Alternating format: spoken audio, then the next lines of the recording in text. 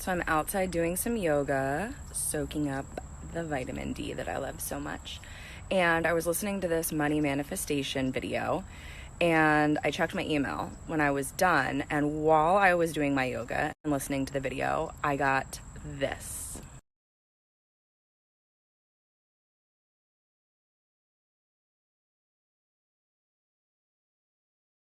It's one of the meal delivery services that I order from every single week. So take a survey for 25 bucks. Okay. So that's one of the things, just proof for you guys that like money can be received in a variety of ways that are not the traditional ways that you might think that you would be receiving it. So if you're thinking like, I work a salaried job, how am I supposed to manifest more money? Like, you could manifest a raise, but take your job out of it entirely. It's self-limiting to think that your job is the only way that money can come to you. But what I really wanted to talk about today was what might be going on if you feel like you're doing everything right to have manifested money or something that you want, because this really applies to anything. I'm just using it in the context of money right now. So you feel like you've done everything right to manifest what you want, but it still hasn't showed up yet.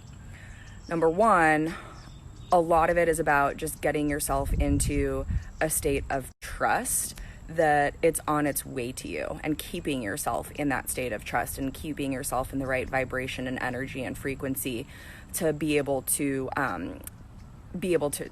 receive it. But something that you can just ask yourself to make sure that there's not something else going on instead is, do I have a conflicting subconscious belief? So one of three things is usually going on. Either one, you don't really want that thing that you think that you want. Maybe you think you should want it because someone or society is telling you should, but like deep down, it's not really something that you even want for yourself. Two, it could be that you don't think that you can have it. Like maybe you don't actually feel capable of receiving it, worthy, deserving, something like that. Or three, this is actually the one that I find to be the most interesting. There's like a conflicting belief that you have. So there's this thing that you want, but you think that if you get it, you're also going to get this thing that you don't want along with it. So let me give you an example. I really want like time freedom. I want flexibility throughout my day to do the things that I love doing, that make me feel good, that put me in a good vibration, like doing yoga outside in the sun for however long I feel like it, right? At the same time, I want my business with John to earn a certain amount of revenue every single month. And that means that we have to take on new clients.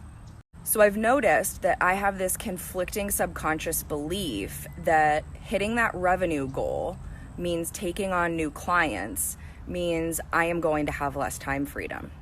See what I mean?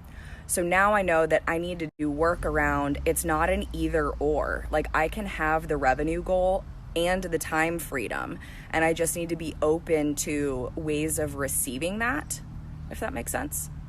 And I know that that can feel maybe a little like defeating, because if you knew the answer already, then like it wouldn't be an issue, right? Like you can't think of another way at the moment, and that's okay, because our minds are only capable of imagining or thinking of what they already know or what they've already experienced. So the good news is you don't need to have the answer. All you need to do is be willing to receive the answer. You need to be willing to be exposed to another way, to something different. And so here's something that I say to myself every single morning before I get out of bed.